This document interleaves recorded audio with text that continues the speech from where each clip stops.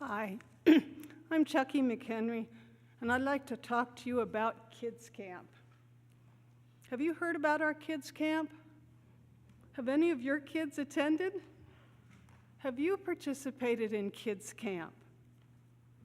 Why is camp so special to me? Well, we gather in a small, close-knit community while living our UU principles. We encourage youth empowerment and leadership skills from our high school campers, while they serve as role models and mentors to our younger campers.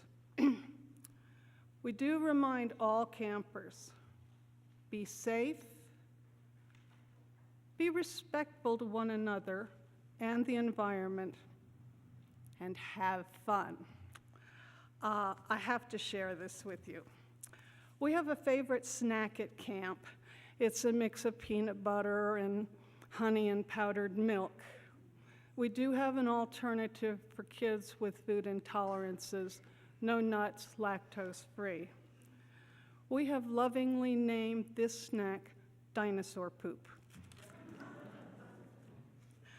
My daughter Megan went to camp for the first time in 1995. Money was tight in those days, but she was able to attend camp with a partial scholarship from the camp fund, and thus began a wonderful journey. Megan would come home from camp every summer with these great stories about her new friends and her goofy adventures. She returned to camp each year. She grew and took on more responsibilities. She's an excellent mediator when disputes arise between campers. As an adult, Megan has helped run our church's English as a second language program, and her fellow camper, Mira Christopher, is now on the board of the church. In 2005, I joined the camp family. I got to experience the magic of camp. One summer, the elementary group project was to build a chuppah, that's a Jewish wedding tent. I found the strength in each camper, and I used that. A few of the quieter campers would gather leaves and flowers. Two of the boys tied these with fishing lines so they could be hung on the chuppah. The bigger, more active boys gathered nice rocks, and they placed them on the path to and around the chuppah.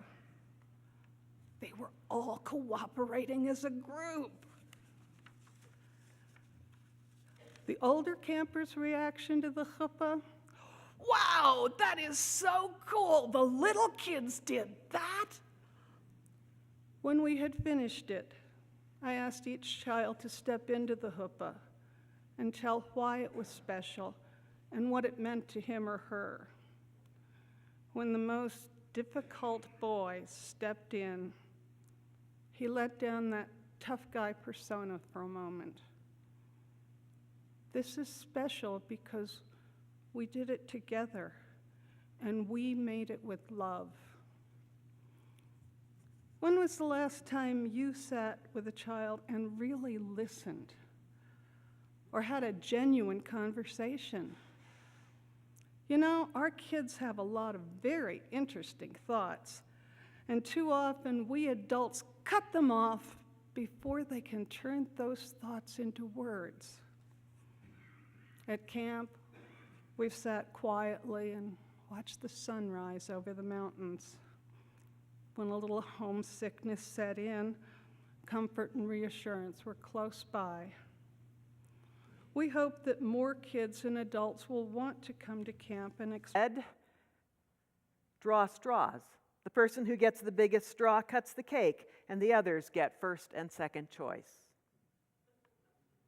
We drew straws for 3 places. Since she was trying to be fair above all things, even little brother got the opportunity to draw the straw, and he drew the straw to cut the cake. This drew howls of "it's not fair" from the older of us, too, because we fancied ourselves able to cut the cake in equal parts, but we knew he didn't have a chance. Mother told us to work it out for ourselves. So we sat him down, we two sisters, and we helped him understand that if he cut the cake, he would get the smallest piece. He gave up the knife readily. He was young enough that what he most wanted to be was first. Well, if you have a good memory for your childhood or your parenthood, you probably know how all this ended.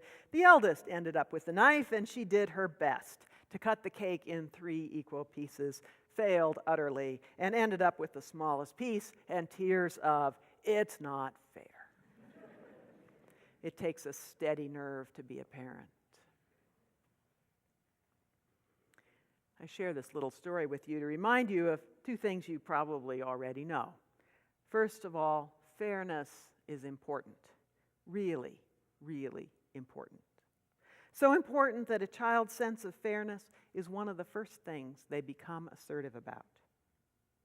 Secondly, fairness is actually pretty complicated and not all that easy to figure out.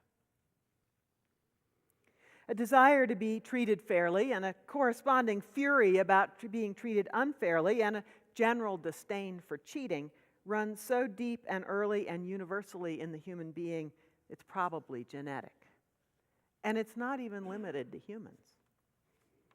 Let me tell you about a little research project done with monkeys. You can find this video on YouTube if you Google fairness and monkeys.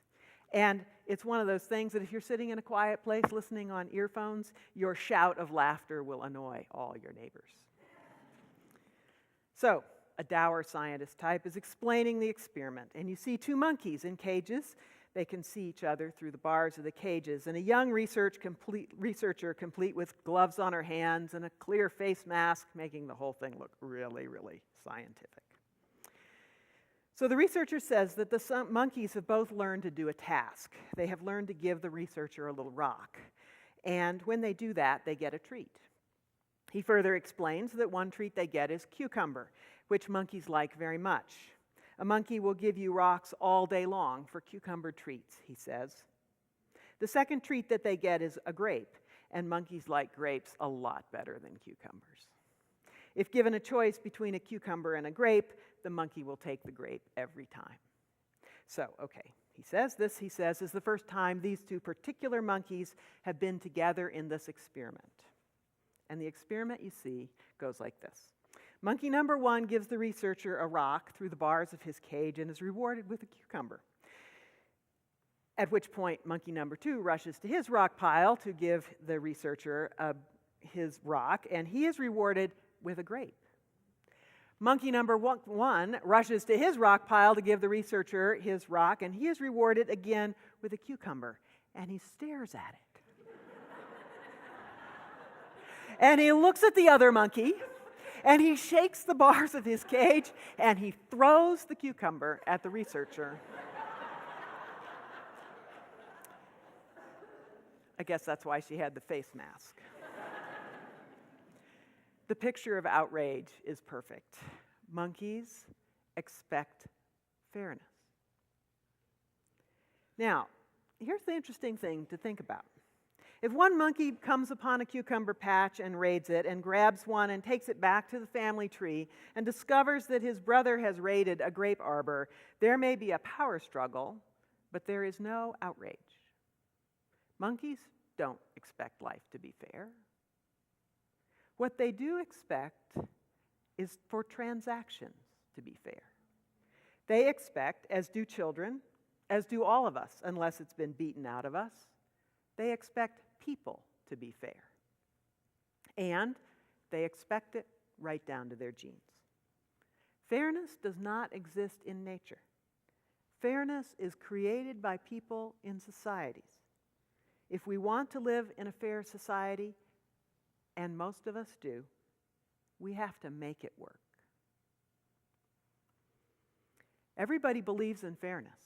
It seems to be innate. But they define fairness differently, and that's the source of the problem. In this nation, liberals and conservatives are defining fairness in different ways and in rather rigid ones, and that's one reason they're talking past each other all the time. But since liberals and conservatives all believe in fairness, it's a great place to start when trying to work out how to make society better. And it's a crucial place to start. There's a reason that a desire for fairness got burned into our genes. Without fairness, society becomes brutal and people become terminally demoralized, uninclined to trust others or to make sacrifices for them. Without fairness, we are either enslaved or alone, and neither is the proper state for a human being. So let's talk about fairness. Let's start by saying that justice is a subset of fairness. Justice is the fairness of governments and social structures which have the force of law. Fairness is what happens in families and between individuals. The cake story, that's about fairness. Justice is what happens in governments. Informally, though, the words are interchangeable. So there are four subsets of fairness and justice. The first is called procedural justice. Procedural justice refers to whether the process is fair rather than whether the result seems fair. Shortcut slogans for procedural fairness are things like equality under the law. Everybody plays by the same rules. One person, one vote. Everybody believes in procedural fairness, but they sometimes do not agree on who is everybody. What Martin Luther King fought for during most of his career was to include African Americans as everybody under procedural fairness, where in the South, and often in the North, many people and in society at large thought blacks should be treated with a different set of rules. There are reasons to have different sets of rules. We all agree, for instance, that children should be treated under the law in different ways than adults. But we all agree that the laws for children should be the same for all children.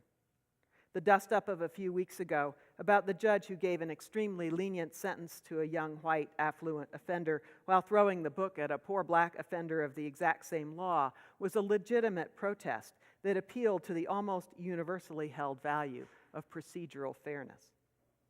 Only a few people thought that either youth should be tried, sentenced, or incarcerated like adults, but most people thought that they should be treated the same.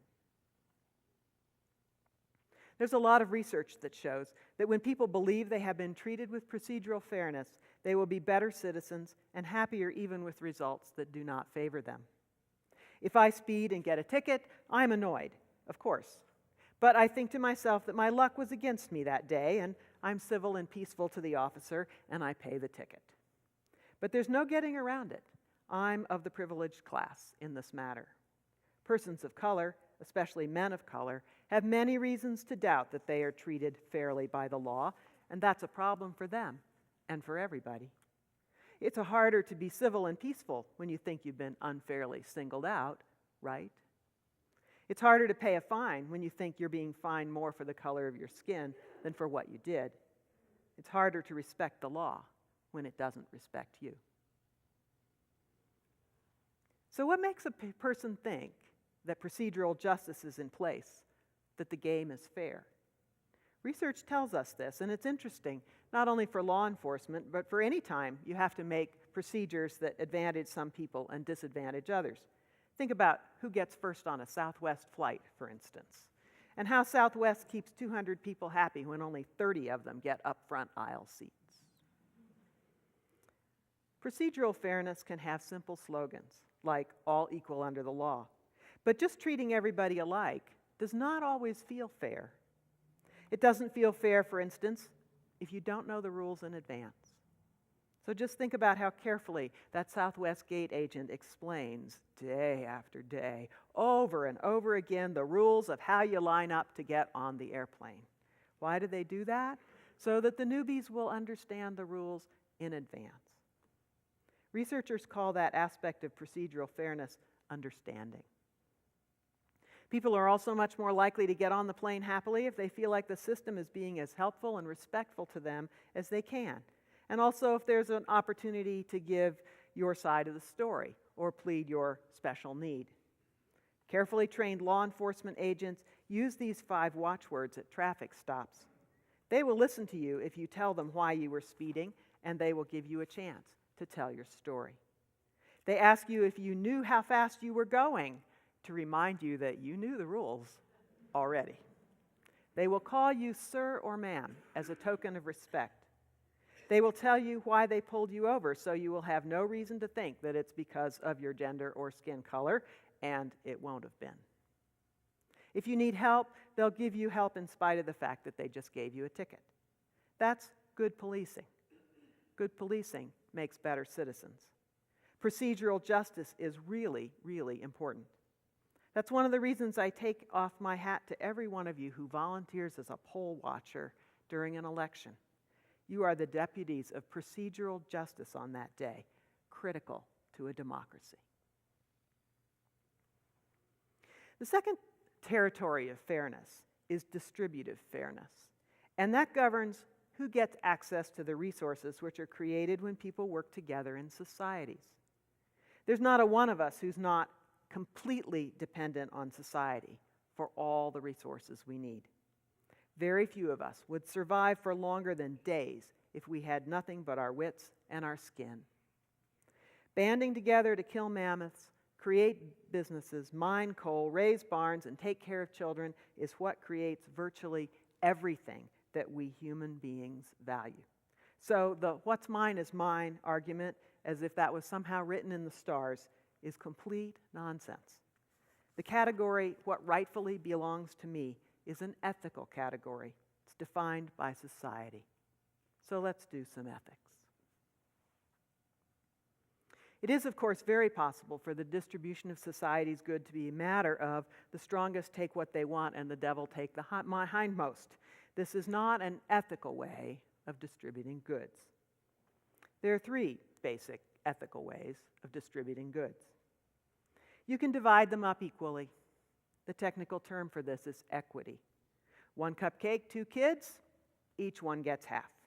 You and I find 2 20s lying in the street, I get one and you get one. We both feel fairly treated. There are times, however, when equity is manifestly unfair. Our neighborhood kids walk to middle school, but one neighborhood kid gets to take the bus. He's quadriplegic. Of course he gets to take the bus. He has greater needs, and therefore he gets greater services. And that's another way to divvy up resources. Everybody gets not an equal share of society's goods, but whatever share it takes so that everybody has an equal quality of life. Since life is unfair, society sets up to equalize the situation. Interestingly, I could find no technical term for this way of deciding what is fair, although when it's practiced by governments, it tends to be called socialism. I'm going to call it compassionate fairness, because it arises out of the call of the heart for everyone to have a decent life. When liberals talk about fairness, they tend to be talking about some combination of equity and compassionate fairness, believing that the best society would exist if everyone had more or less the same share of society's goods, with extra for those who need more. This is an impossibly complex calculus, but as a matter of fact, it is how most families work. The baby needs to go to the doctor this week, so there's no allowance. Joe is a growing teenager who has a paper route. He gets a bigger serving of dinner. Mary's piano lessons cost more than John's drawing paper, but each spouse has a hobby, and that's what's important. In human groups much larger than families, maybe tribes, using equity or compassionate fairness does not work very well all by itself. The calculations are too complex, and human motivations to work and propensity to cheat are just as complex. Almost all nations which call themselves socialist also use another kind of fairness called proportionate fairness in calculating who gets what and why. That's the final ethical way to distribute society's goods, proportionate. And this is the go-to kind of fairness for conservatives. Those who contribute the most get the most. Those who work the hardest, the smartest, or the most productively make the biggest salaries. This is supposed to be the way capitalism works. One of the angsts of our time is that many people are realizing that the system has gotten rigged, so that it's not the ones who work the hardest, the smartest, or the most productively who get the biggest rewards, but some other kind of people who have jobs that mostly go to people who already have a great deal and are often producing disaster, and those rewards are getting bigger and bigger every year. In Friday's paper, conservative columnist David Brooks called this the perverse compensation schemes of Wall Street. Now, I'm all for conservatives and the rest of us working to make our society's reward systems more likely to reward hard work and dedication and actual contribution. It would be a huge step towards living in a more fair society. And it's a legitimate and important kind of fairness, but it's not the only kind. And in and of itself, it results in unfairness. Give big rewards to those who contribute the most, and small rewards to those who contribute the least, and no rewards to those who can't contribute at all, is unfair to children, for instance, who can be irreparably damaged by the choices of their parents. And it's brutal to the ill, the disabled, the disorganized. And a system is only ethical if it is indeed possible even for the weak to live a decent life. If there really is a job for every willing worker and a safety net, that's compassionate fairness for those who can't. Because there will always be people, there will always be lots of people who can't ever, or can't right now, or can't anymore create as much economic value as they need to live a decent life. Since we humans are more than economic beings, but relate to each other in societies and communities that we all require, fairness can't be just proportionate. Some fairness has to come from our values, not just our economics. So the bottom line about fair is fair is that no, fair is complicated. Any society that most of its people think is fair is going to be a considered combination of all three kinds of fairness, with a critically important dollop of procedural fairness on top. I only know of a few people who don't actually believe that all three kinds of fairness are necessary, but you would never know this from the rhetoric of politics. In our time, both liberals and conservatives need to stretch their thinking about fair so that society can come to a sane consensus about how we'll share the wealth that society creates. It was after I came to this conclusion that I remembered the UUA's principles and purposes, and that's why the reading didn't make it into your order of service. We're blessed, we UUs, with a document that makes it clear how important fairness is to us, but which names it by many names. Justice, equity, and compassion in human relations. The use of the democratic process, that's procedural fairness. The goal of a just world community. These words remind our congregations, and us, and our families, and through us, all the communities that we touch, that while fair may be complex, fair is critical.